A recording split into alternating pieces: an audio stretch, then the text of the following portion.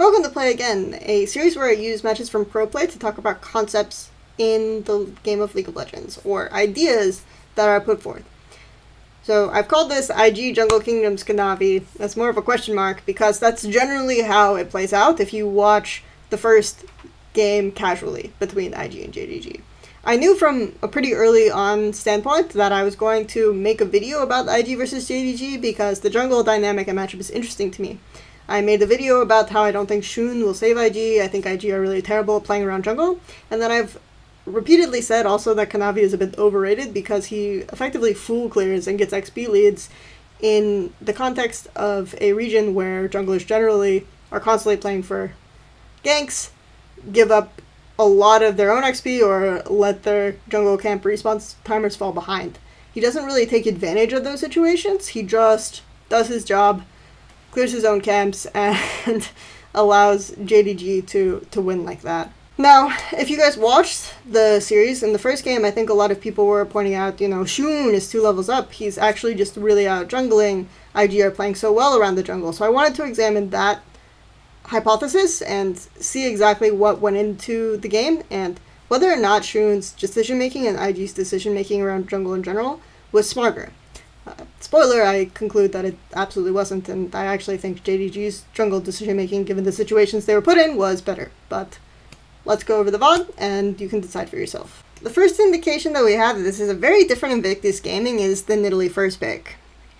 JDG respond immediately with Graves, which we'll talk about in a little bit, but the reason why this is really huge from an IG perspective is that they are no longer prioritizing the Lee Sin like they were in the regionals, and instead looking at junglers that are really comfortable for Shun, that end up clearing very fast. I remember the Shy's really useless comment about how Ning wasn't doing his job as a jungler because he wasn't out clearing the other jungler. I'm sorry, but Lee Sin is just never going to out clear Graves, right? That's not going to work. Nice try, though. But we have Nidalee now, and then JDG responding with Graves. So this is a dynamic where I think about what are things that are good into Graves. Long range, AP, because obviously it doesn't work on his passive. His passive doesn't really nullify AP damage, just AD.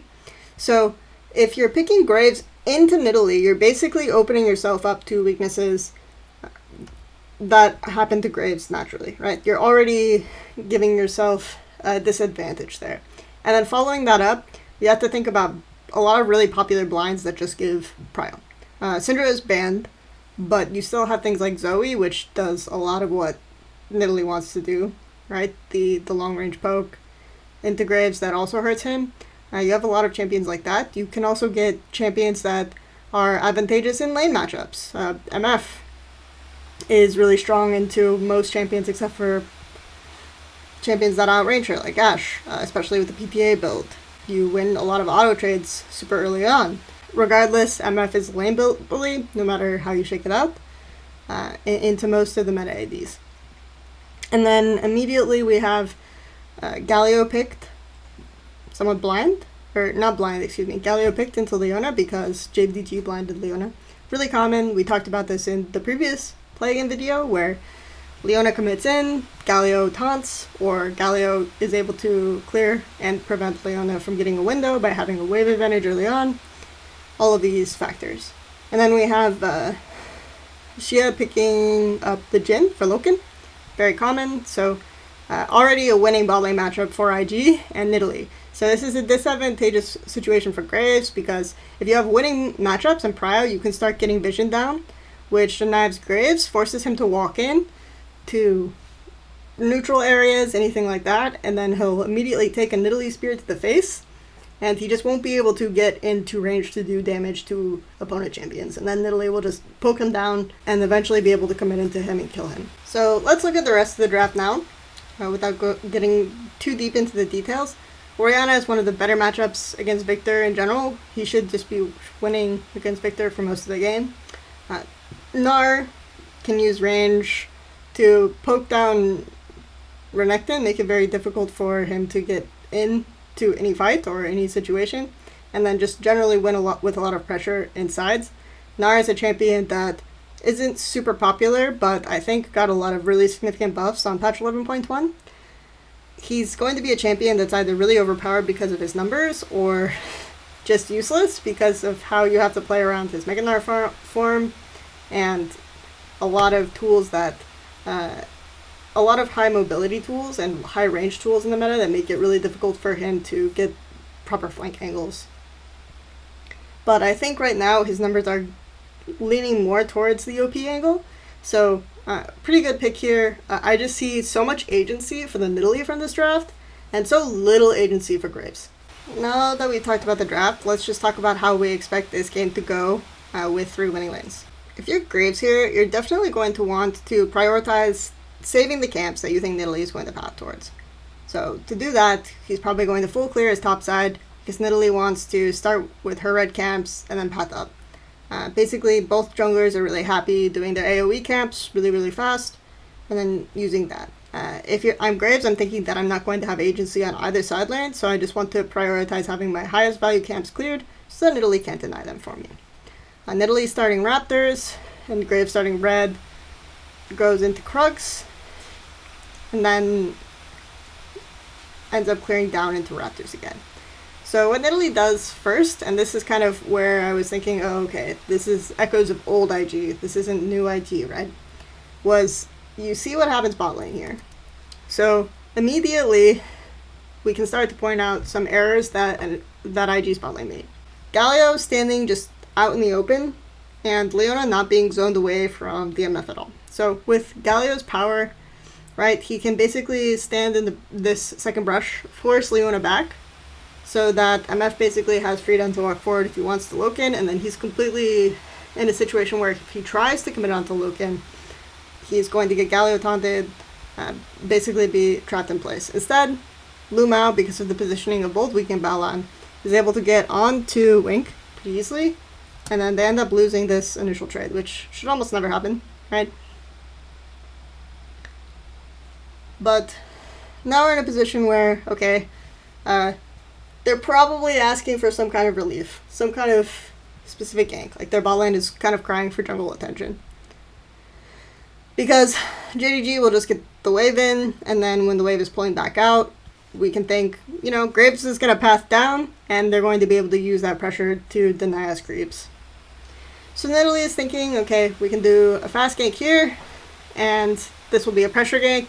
They'll be able to reclaim control of the lane, and that'll work out for us. Instead, you know, so immediately you see Lu Mao using stun here. So this is a window that we can take advantage of. But of course, Balan's taunt's also down at the timing when Shun wants to walk into the lane, completely misses the Justice Punch. Lu Mao gets stunned again, and completely chunked, and now there's no play, right? It's not winning for them. Graves is going to be here too soon, and Shun has to prioritize tempo to be up on the map.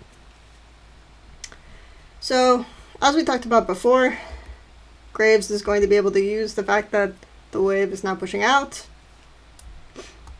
to pressure them, create a situation where Wink has to recall and lose a lot of farm. So this whole situation so far, favorable to JDG. Some of Shun's tempo is slightly delayed. Arguably Graves' tempo is delayed slightly more, but he's going to get a crap here. And they end up getting a winning lane, which is something out of this, which is something that they didn't have before. Especially MF is coming back with boots tier. Jin is going to come back with double longsword. So now let's think about, if you're Kanavi, what do you expect to happen here? Well, Nara is creating a lot of pressure on this Renekton side, and my top camps are respawning. You can know this because I showed Dot. You have a pretty clear idea of what camps I've done.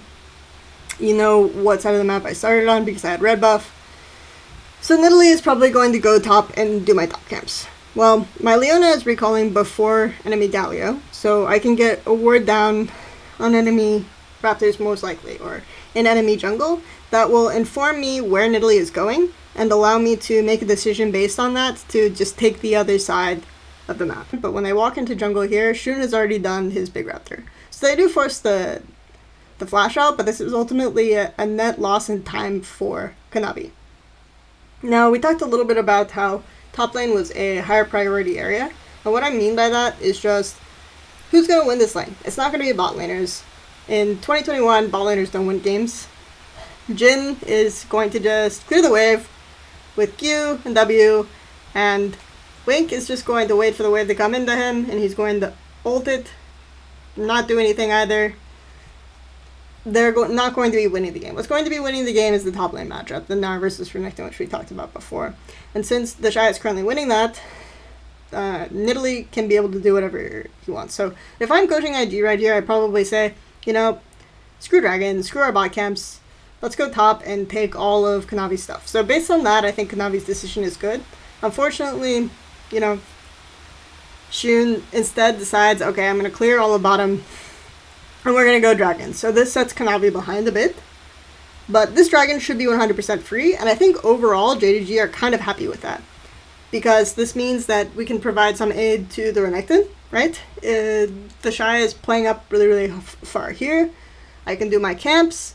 If we see that IG did the Dragon, then immediately at that point, right, I'm going to make a play on top side, and the Shy is going to lose farm off of that. Renekton's going to be back in the game, and we have an actual winning top lane that we can play with in side laning, compared to what we had before, which was the idea that IG were going to split map top side. We don't have a good top laner, and we're just getting run over and have no way to win the game because IG aren't going to commit into our victor. So a lot of things that happened here were really weird in general, because JDG end up contesting this Dragon, and I think a lot of this is down to mistakes just made by Shun. So they should have mid priority here, for sure. Rookie, as we talked about, the Ori should be winning this matchup.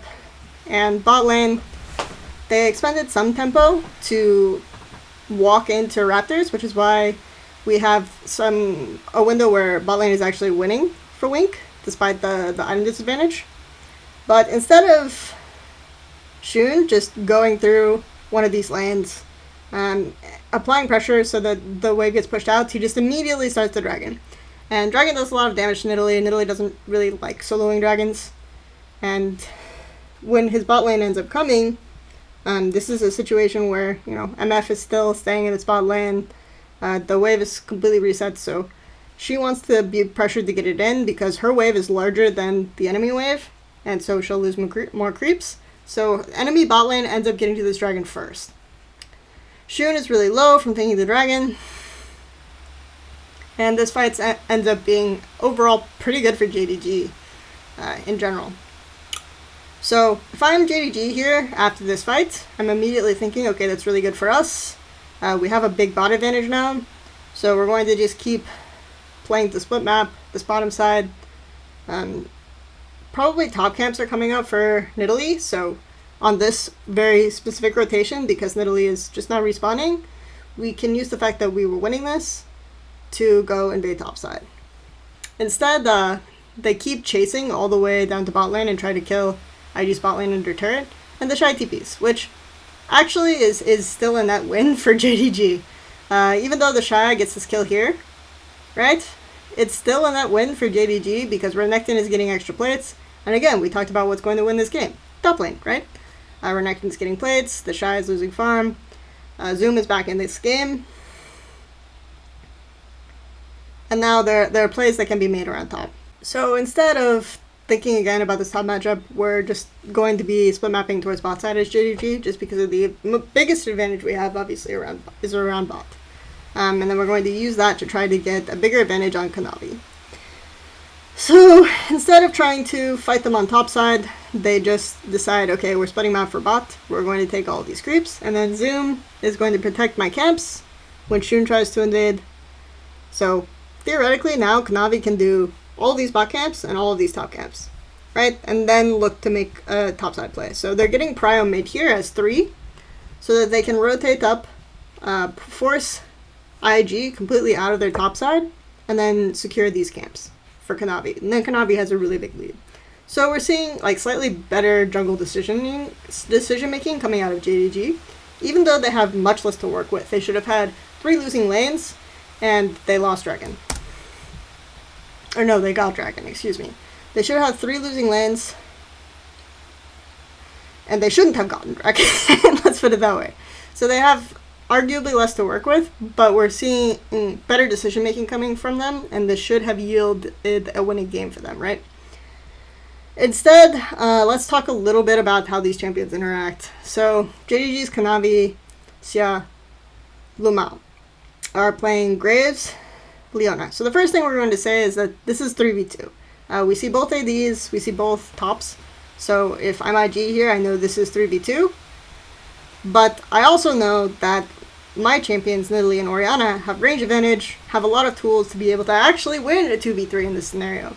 As long as we're able to dodge Leona E, Graves isn't able to get on top of us, we space correctly, we actually just kill them with poke, right? We kill them with range, and we make sure we kill Xia.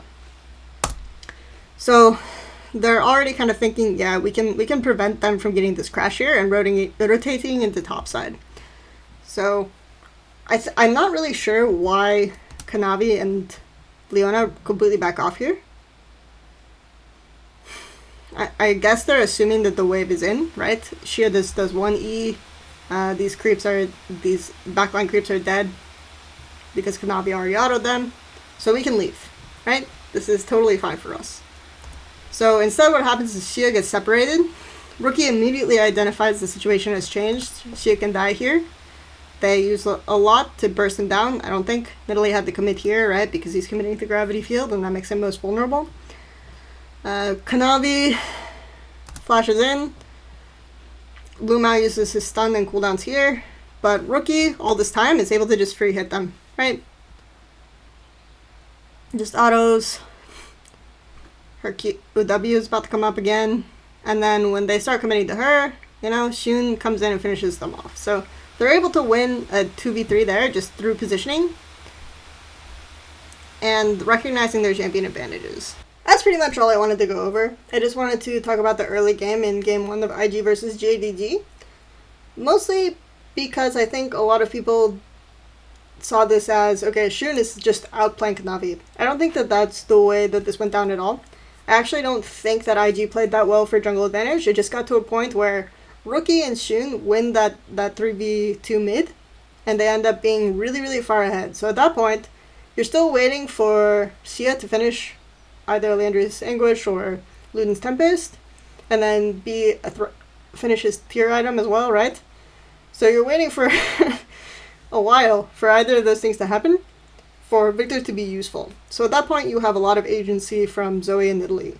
We see this again in the second game, where IG are picking Nidalee Zoe just a lot versus Victor, just a lot more agency in the mid-jungle duo, so they can begin kind of controlling either side. But if you look at the way that JDG are playing or what they're doing, they identify where they're strong, where their bot lane ends up just winning a matchup they shouldn't be winning, and they try to secure camps that will be useful for Kanavi from that point. They try to play through mid to get control of jungle and end up 3-quadrating Xun at around 8 minutes, right? They acknowledge that it's more advantageous for Kanavi to get top camps while JDG's bot lane are delaying IG's bot lane on Dragon. They basically are playing all of those kind of early rotations more intelligently, given the fact that they shouldn't have early rotations to play at all. So for me, this didn't feel like a Jungle Kingdom game. It felt like a Draft Kingdom game, and it felt like a Hands Kingdom game in a way. So I think Game 2, very similar situation. They're consistently able to pressure 3v2 topside because there's so much movement from mid. I think on the plus side though, this is the kind of IG I had hoped to see. A kind of IG that is walking in first into jungle, that's prioritizing champions like Nidalee. By the way, I think Nidalee is super underrated. I don't know why people decided she's really useless after this patch. She had a lot of buffs in preseason just because she was weak in terms of mana. Didn't seem to scale as well. But now I think she's one of the strongest jungle champs, and IG is the first team that I've seen consistently prioritize her. And they're just using range well. I think JDG's draft plan and the way that they were visualizing how to play this game was just poor. But once they got into the game, they could identify the advantages that they could get. It just wasn't enough to sort of overcome I guess like the better mechanical prowess and just in general IG's overall plan and the way they were playing together.